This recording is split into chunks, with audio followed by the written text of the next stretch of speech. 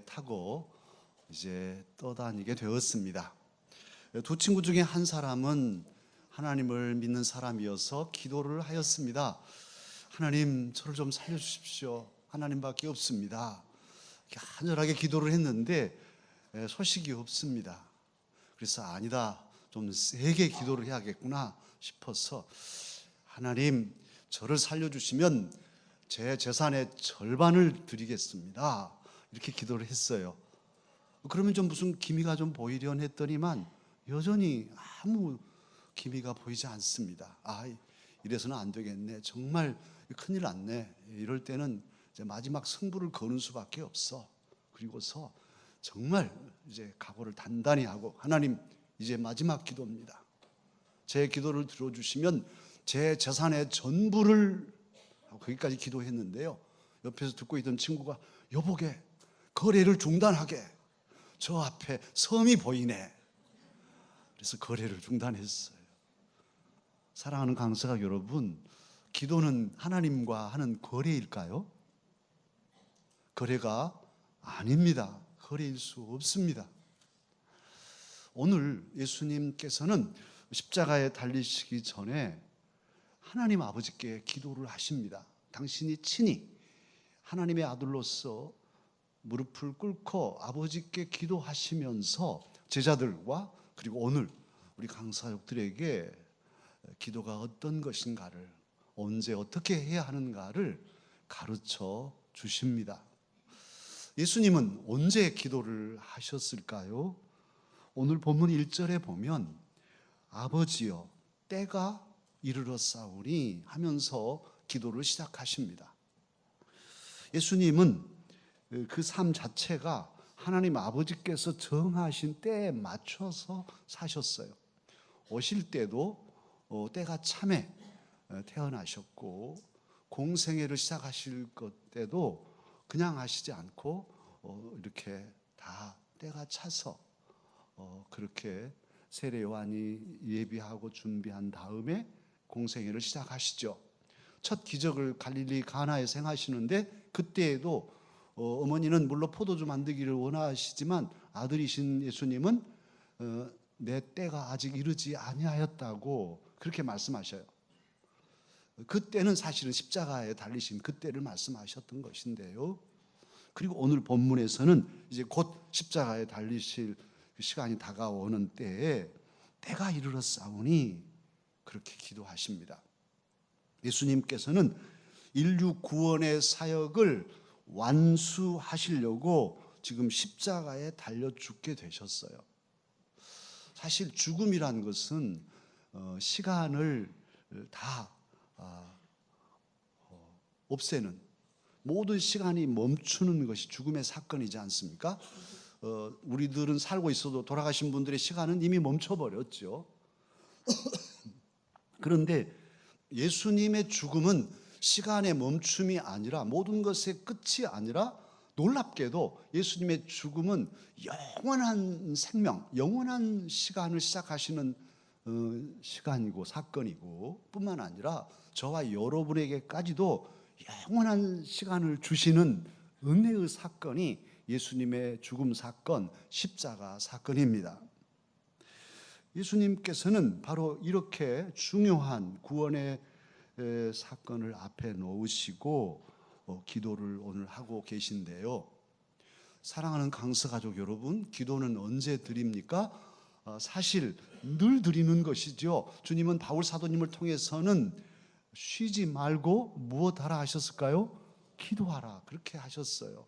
그래서 기도는 쉬지 말고 해야 할 일이라고 우리는 알고 있죠. 더더욱 그런 기도를 가리켜서 영혼의 호흡이라 그렇게도 말합니다. 호흡은 숨 안 쉬면 죽으니까요, 늘 쉬어야 되죠. 그렇게 우리 영이 살려면 수시로 늘 길을 가다가도 설거지를 하면서도 언제든지 기도해야지요. 항상 기도해야지요.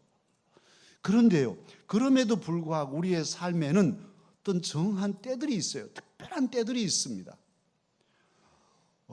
사람이 앉을 때가 있는가 하면 설 때가 있고, 일할 때가 있는가 하면 또 일을 쉴 때가 있어요.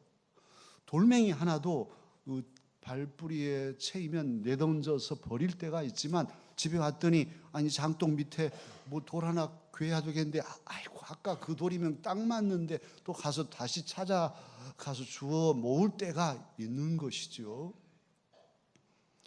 기도도 마찬가지입니다. 늘 해야 하지만 그러나 사안별로 또 사건별로 때를 정하고 장소를 정하고 마음을 모아서 기도해야 할 때가 있습니다. 예수님은 지금 그런 심각한 기도를 드리고 있습니다. 그리고 저와 여러분 우리 강서 가족에게도 기도할 때가 이르렀습니다. 때가 이르러. 언제일까요? 잊어버리셨어요? 내일 새벽부터 한 주간 우리 모든 강서 가족은 장소를 이 예배당으로 정하고 마음을 작정하고 모두 모여서 성령의 충만함을 사모하며 기도해야 할 때가 이르렀습니다. 힘써 기도하십시다. 그리고 오늘 주님께서 우리에게 가르쳐 주신 기도의 모습을 보면 무엇을 기도할까? 기도를 하는데 기도의 내용이 무엇인가를 또 우리에게 가르쳐 주십니다. 예수님께서는 오늘 본문 1절에서도 그렇고 4절, 5절 영화란 단어들을 씁니다. 그리고 10절에서는 영광이란 단어를 쓰는데요. 사실은 영화나 영광이나 헬라어 원어는 똑같아요. 독사라는 단어를 사용하십니다. 이 영광은 구약에도 있는데요. 구약의 단어들 여러 중에서 잘 사용되는 단어가 카보드라는 단어입니다. 이 카보드라는 단어는 카바드라는 동사에서 왔는데 이것은 무겁다, 가치 있다, 중요하다 그런 의미예요. 금덩어리 옛날 고대에는 쇠 같은 거 다 그 값이 나가는 거잖아요. 무거운데 값이 있어요. 값이 나가니까 중요해요. 그래서 그 영광이라고 한다면 야 이건 아주 소중한 것이다 그런 의미예요. 이걸 헬라어로는 신약에 와서는 독사로 번역했는데 이 독사란 뜻은 명성, 칭찬 그리고 다른 거 다 잊어버리셔도 이건 기억하시면 되겠는데 광채, 빛이라고 그렇게 풀이합니다. 영광은 빛이에요.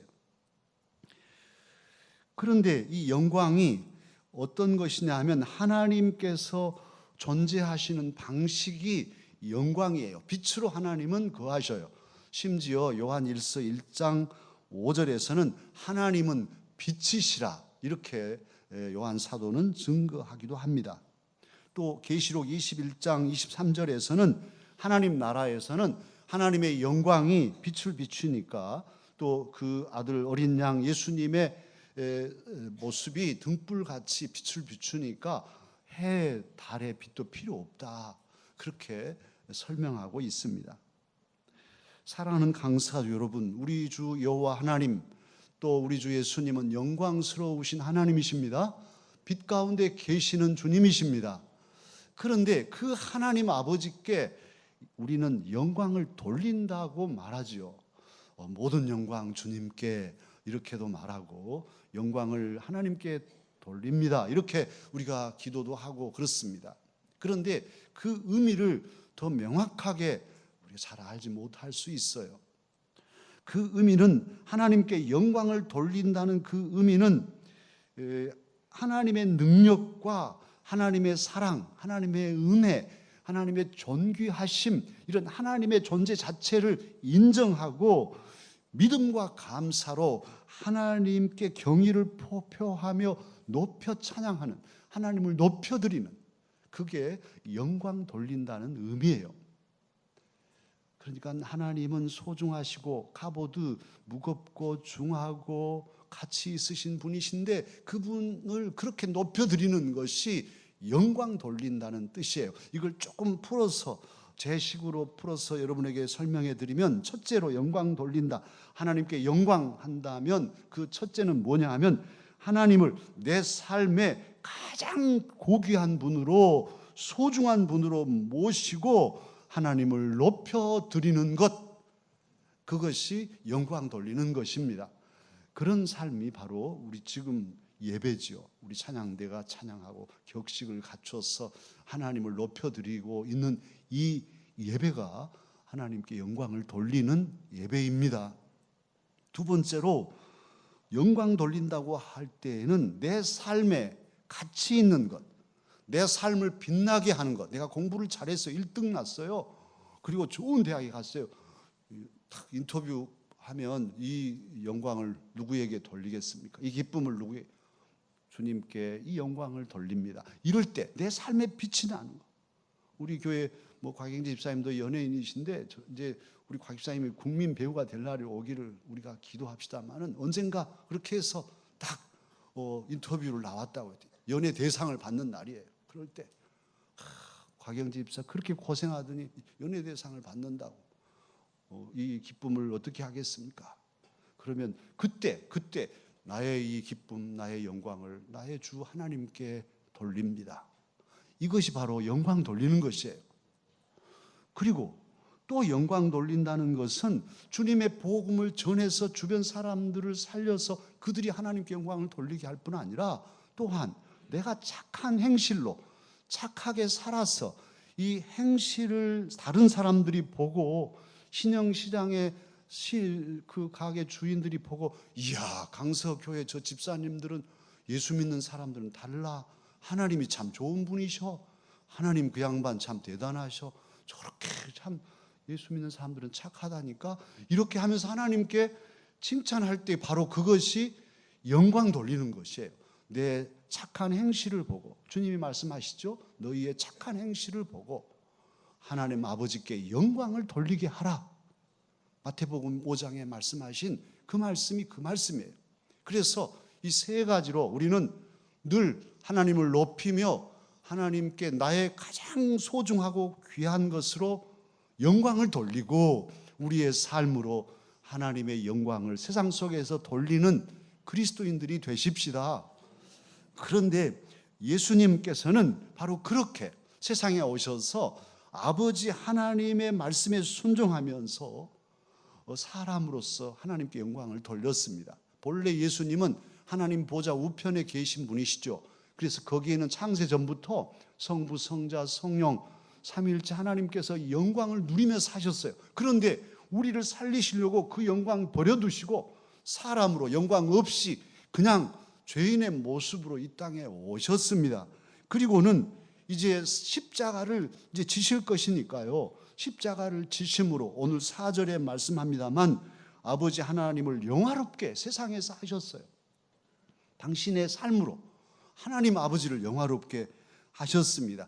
그런 예수님이 1절에서 뭐라고 기도하시냐 하면 아버지여 때가 이르렀사오니 아들을 영화롭게 하사 아들로 아버지를 영화롭게 하게 하옵소서.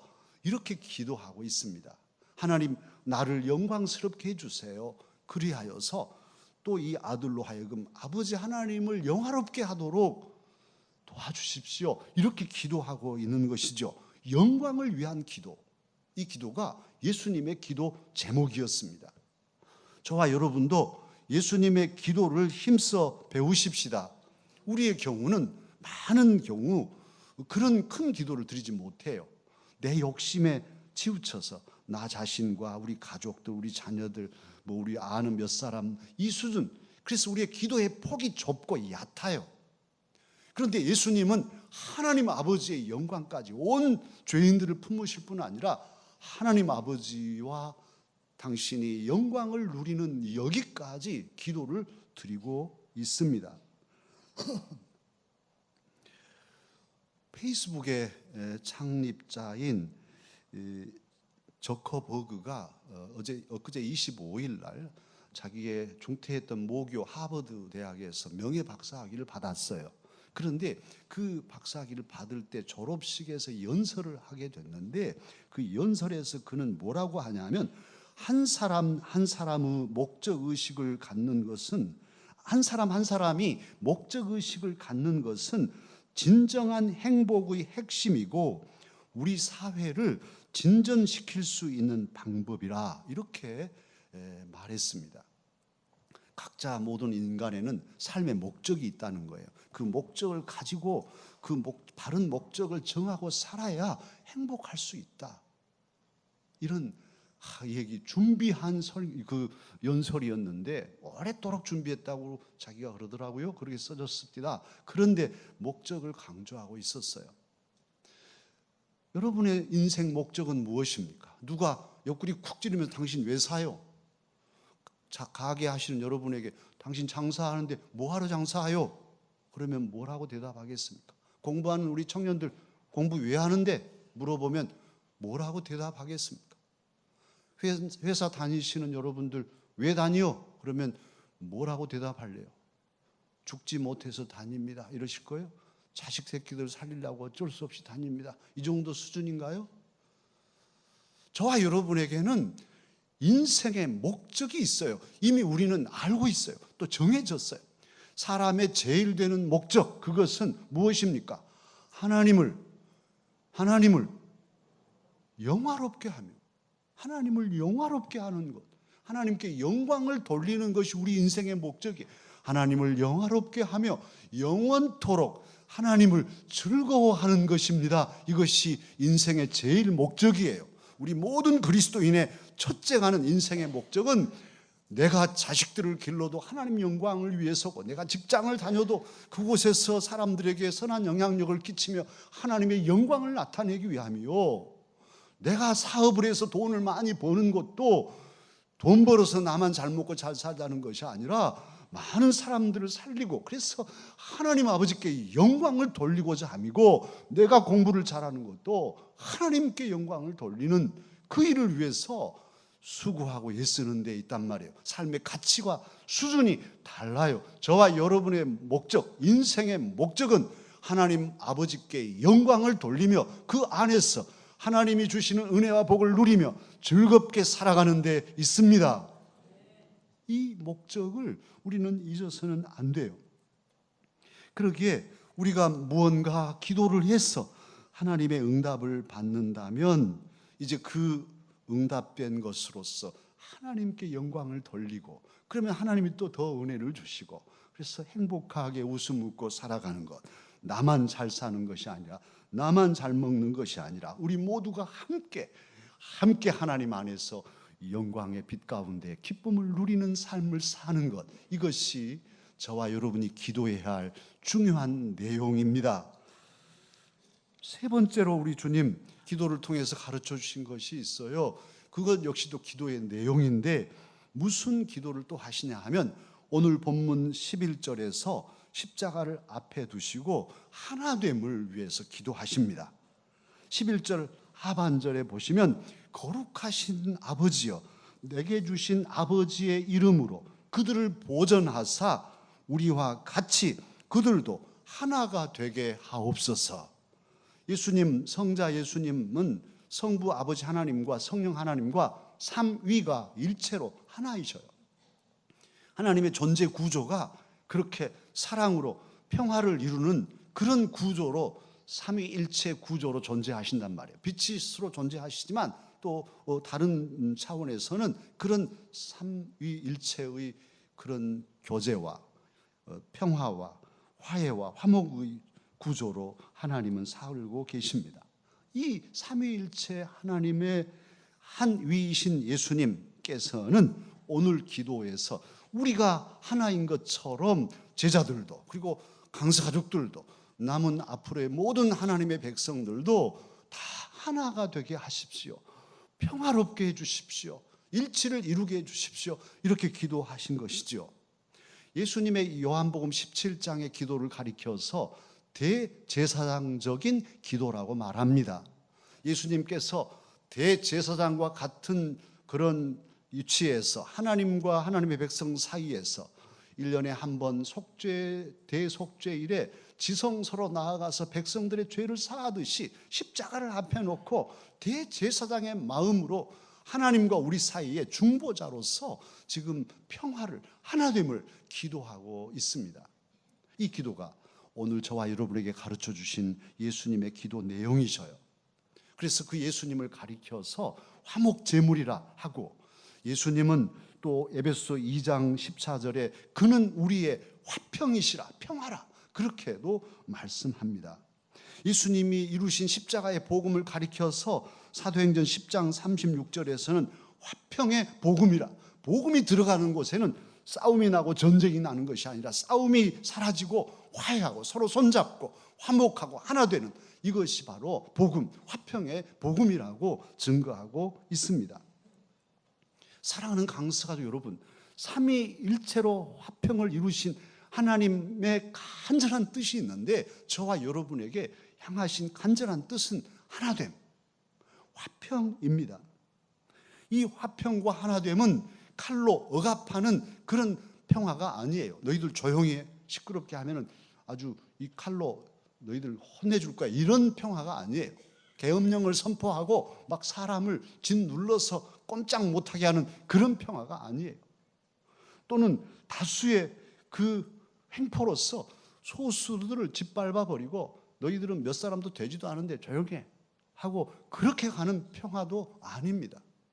서로 키도 크고 작고 눈도 뭐 쌍꺼풀이고 외꺼풀이고 다 다르지만, 그래서 모든 다양한 사람들이 서로 달라도 서로 인정해주고 서로 배려해주면서 서로 손잡고 하나가 되어서 화목한 다양한 일치, 다양한 조화를 오늘 예수님은 하나 되게 하시라는 기도 속에 말씀하고 계십니다. 지극히 작은 사람들, 보잘것없는 사람들도 인정해주고 도와주는 그런 하나됨. 많은 사람에 비해서 작은 사람, 수가 적어도 그 적은 소수의 권리도 인정해주고 배려해주는 하나됨. 장애인들, 이런 사람들 다 밀어치고 우리가 그냥 잘 사는 사람들이 막 열심히 살아가는 그런 사회가 아니라는 거예요. 99마리 양도 참으로 포용하고 하나 되어 살지만 잃어버린 한 마리, 그까짓 거 9마리 있는데 한 마리 잃어서도 괜찮아? 이게 아니라 그 한 마리를 찾아서 어떻게 하든지 하나로 100마리 채워서 함께 평화롭게 함께 기쁨으로 살아가게 하는, 이것이 하나님 아버지의 뜻이고 그 뜻을 좇아 살아가는 모든 그리스도인의 기본 정신입니다. 그래서 우리는 기도해야 됩니다. 하나됨을 위해서 기도해야 돼요. 여러분의 가정은 하나 되셨습니까? 부부가 서로 사랑으로 하나 되어 있습니까? 나이가 많을수록 서로를 보고 결혼한다면서요. 요즘에는 결혼 졸업식 하고 살기는 살지만 부부가 아닌 이런 시대가 우리 시대입니다. 이게 뭘까요?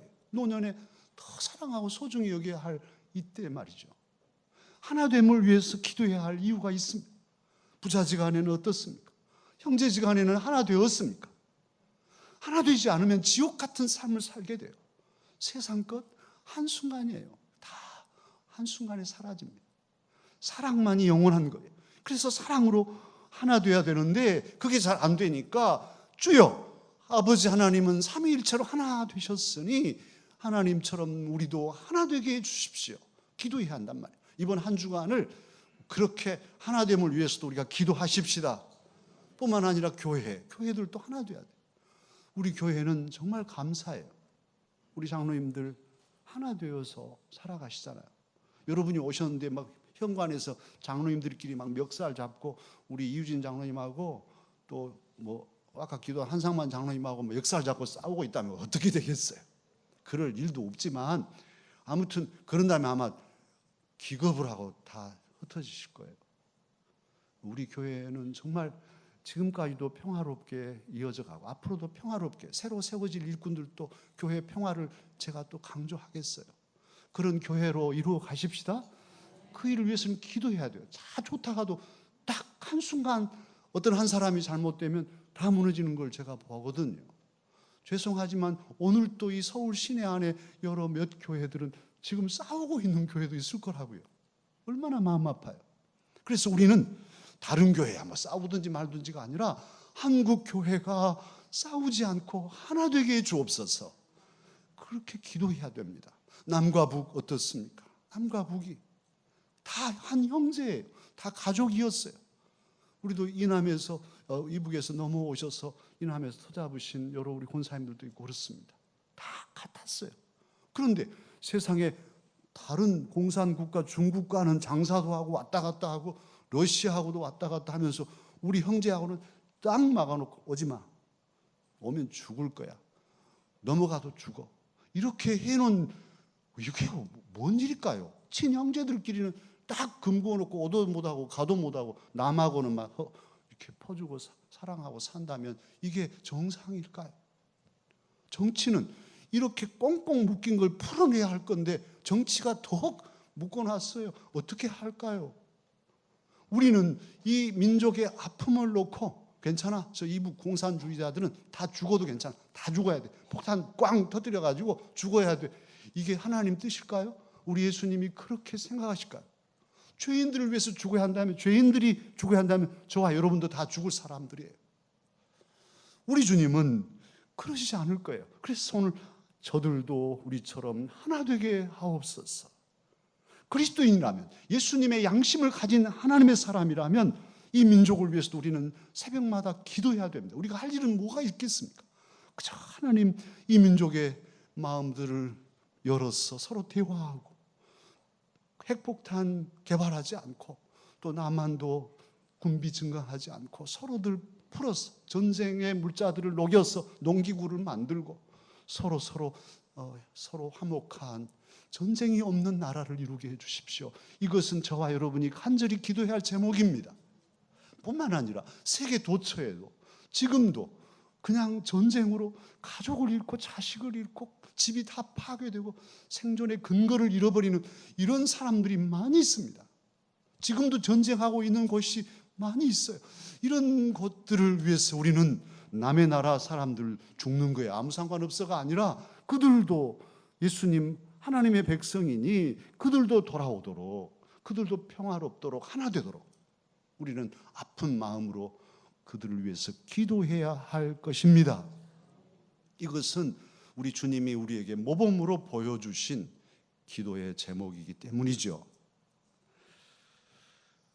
지금 인사청문회가 진행 중에 있습니다. 이낙연 총리 후보 지난 26일 인사청문회 보고서 채택이 무산됐습니다. 그에 대해서 알고알부가 아니고요. 그는 크리스찬이랍니다. 저도 어제서 설교 준비하면서 알았습니다. 그런데 처음부터 예수 믿는 사람이 아니고 예수 안 믿는 사람이었어요. 정치부 기자로서 잘 나가고 있었겠죠. 하나님 안 믿어도 잘 된다고 생각했을 거예요. 그런데 언제 예수님을 믿었냐? 2003년에 자기 외아들이 이 수술을 받게 됐는데요. 죽을 수도 있는 목숨을 건 수술을 받게 됐대요. 그래서 아침 8시에 수술실에 들어갔는데 죽을지 살지 모르는 거예요. 살아야 되잖아요. 외아들인데. 그래서 밖에서 아버지로서 마음이 막 급하고 그런데 다행히 그 장모님이 신앙이 좋아가지고 장모님이 오시고 장모님네 교회 목사님이 오셔서 거기서 수술실 밖에서 기도하고 있는 거예요. 한 10명 정도 되는 사람들이, 가족들이 하나님께서 고쳐주시라고 막 기도하고 있는데 10명 중에서 눈만 멀뚱멀뚱 뜨고 있는 사람 딱 한 사람 있더래요. 그 사람이 바로 이낙연 자기였어요. 그래서 그 순간 너무너무 비참해진 거예요. 자식을 위해서는 내 살도 베어주련만 아무것도 할 수 없는 그런 무력함 속에 기도마저 자기는 할 줄은 모르는 거예요. 그리고 하나님 안 믿으니까 기도할 생각도 못 하고 있는 거예요. 아니 하나님 안 믿는데 그때 아쉬워서 그때 뭐 고쳐주라고 기도 되겠어요? 그러니까 아버지로서도 물론이지만 그래서 자기가 비참함을 느끼고 이건 인간으로서도 이건 아니다. 인간으로서도 어려운 일을 당할 때에 절대적 하나님께 간절히 기도하는 것은 마땅한 일이다. 사람이면 그래야 되겠구나. 이걸 깨달았대요. 그때서 비참해서 기도마저도 할 수 없는 자신의 이 무력함을 보면서 하나님 앞에 무릎 꿇게 된 거예요. 그래서 교회 나가고 세례받고 서리집사가 됐다고 그렇게 기록해 놨습니다. 사랑하는 강사가 여러분, 인간은 연약한 존재입니다. 저와 여러분도 인간입니다. 저와 여러분도 연약합니다. 아니에요. 막 벽을 치면 구멍이 뻥 뚫릴 것 같죠? 젊을 때는 그래요. 총알이 와도 핑 하고 비껴갈 것 같더라고요. 저도. 그런데 연약한 존재예요. 감기만 걸려도 밥도 못 먹고 콜록거리고 실핏줄 하나 터지면 뺑 돌아가서 몸도 못 움직이는 인간이 얼마나 연약한 존재인지요. 자신의 약함을 아는 사람, 하나님 앞에서 인간의 연약함을 인정하는 사람은 기도하는 사람입니다. 기도하지 않을 수 없습니다. 교만한 사람은 절대 기도하지 못하지만 하나님 앞에 자기의 약함을 인정하는 겸손한 사람은 기도할 수밖에 없습니다. 문제가 생길 때마다 내 자신과 우리 가족과 교회와 민족과 온 세계를 향해서 기도하는 일을 쉬지 않는 것이 자신의 약함을 아는 자의 모습입니다. 사랑하는 강사 여러분, 우리도 그러기에 기도에 힘쓰십시다. 언제 기도할까요? 언제든지 기도해야겠죠. 늘 기도해야겠습니다만 우리에게는 시간이 때가 이르렀습니다. 언제일까요? 내일 새벽부터 한 주간, 7일도 아니에요. 토요일까지 우리가 힘써 기도하십시다. 우리에게 기도의 모범을 보여주시는 예수님, 오늘도 하나님 보좌 우편에서 우리는 몰라도 우리를 위해서 기도하고 계실 거예요. 우리가 외로울 때, 아무도 없다고 탄식할 때에도 우리 주님은 우리를 위해서 울며 기도하고 계시는 분이십니다. 그러기에 우리는 그 주님의 기도를 배워서 이제 우리도 그 누군가를 위해서 기도하는 그 누군가가 되십시다. 이제 마음을 모아서 찬양하면서 기도하는 마음으로 찬양합니다.